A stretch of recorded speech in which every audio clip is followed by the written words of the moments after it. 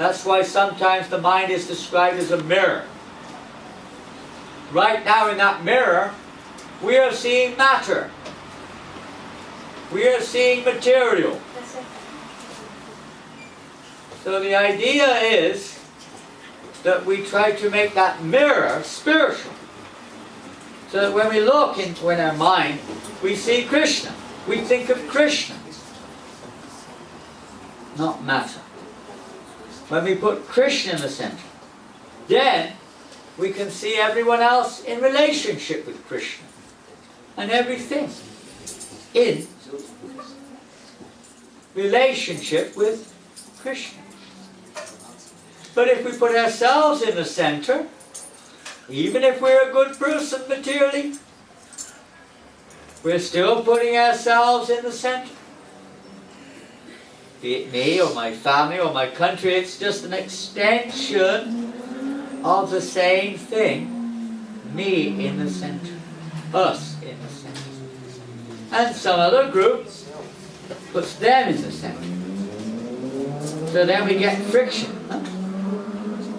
between sometimes people who identify with a religion, or a place of birth, or a generation, or a gender, or a race, a policy, isn't it? A belief, even an attachment to a sports club, or something like that. There's friction. Because we're putting ourselves in the center. We're seeing things with ourselves in the center. Even with a child, it's my child. My child. I love my child. You may like other children, but it's only limited. What about the baby cockroach? What's a cockroach? Cockroach?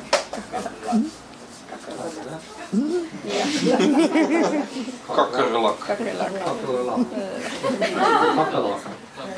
A cockalock? Daar heb ik ook variatie. Something like that.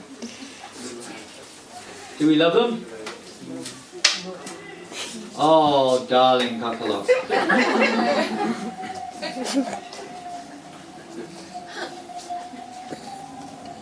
Vidyavanaya Sampani Brahmani Gavihasmi Shuni Chaiva Shakakita Pandita Samadarshana. She says one who actually sees things properly. He sees with equal vision. Because he sees the soul in the cockroach. One who sees with equal vision a cockroach, a scorpion, a human being, a pig, whatever, a fly, a mosquito, sees them all with equal vision. He sees them as spirit, soul, covered by various bodies. Different type of vision, because they can see spiritually as persons.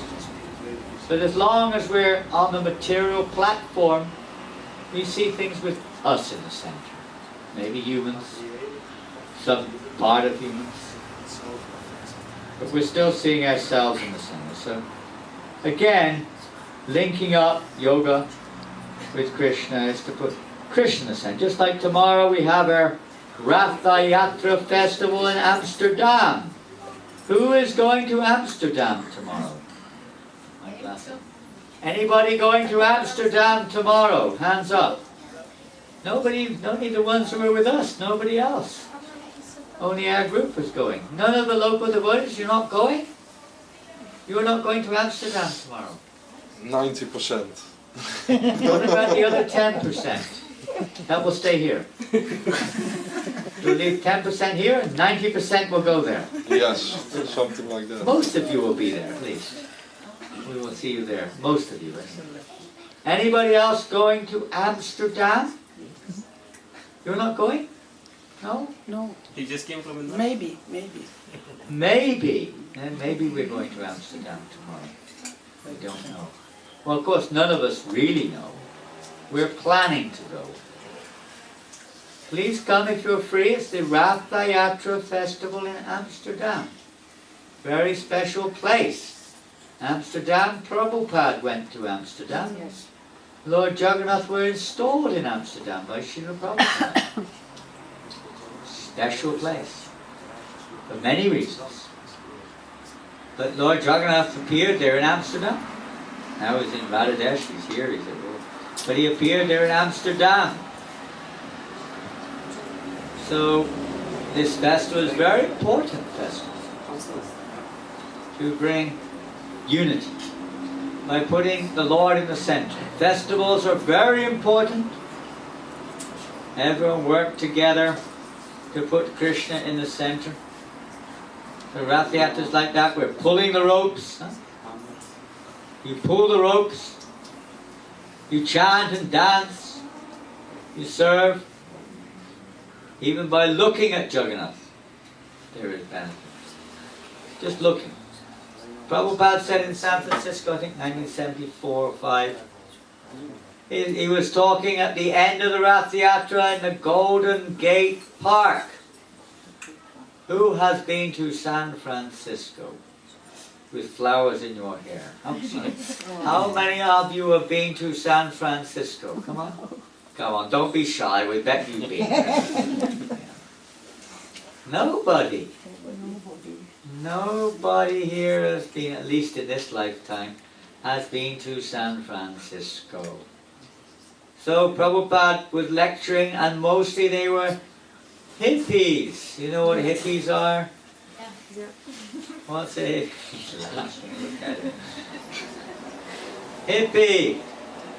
Well, we sort of, it was a name given to certain, you can't really say hippie, not hippie, this, that, but it was a general term given to a lot of young people who were mostly long-haired. Mostly they were very liberal people, looking for something special in life, deeper. Many times they engaged in taking intoxicants, trying to find it. Not all, but mostly the music was very, you can say, geared towards some kind of spirituality and so on. And it was very big in the 60s, late 60s and 70s, and here in Amsterdam it was also very many hippies were there. And in San Francisco was the heart. It was the center, it was like the holy Dhaam. Hippie Dhaam. Hippie Dhaam. You have Amsterdam, Rotterdam, and Sridham. And we've renamed, well not we, I mean we're proposing that this city should be renamed Rotterdam. Rotterdam. Not Rotterdam. Rata. Remember Rata? So we have all these Dhams here in the Holy Land of Holland. So many Dhams. Amazing, huh? Holy places. San Francisco was like the hippie Dhaam. And Prabhupada was lecturing, and there were thousands of hippies. The hill in Golden Gate Park was actually called by the local people Hippie Hill. There's a hill, they call it Hippie Hill. And there Prabhupada, after Rath Yatra, was lecturing to the young people. And he said, every one of you today who is here, thousands of them, he said, all of you young people here today who have seen Jagannath on the Rath car, he said, you are all going back to Godhead in your next lifetime. Special benediction may be given by Prabhupada. But it's not an ordinary thing. The residents of Amsterdam tomorrow will hopefully get the chance to see, to some extent, Lord Jagannath. Jagannatha Swami Nayana Patagami Bhavatu Janananda Swami Nayana Patagami Bhavatu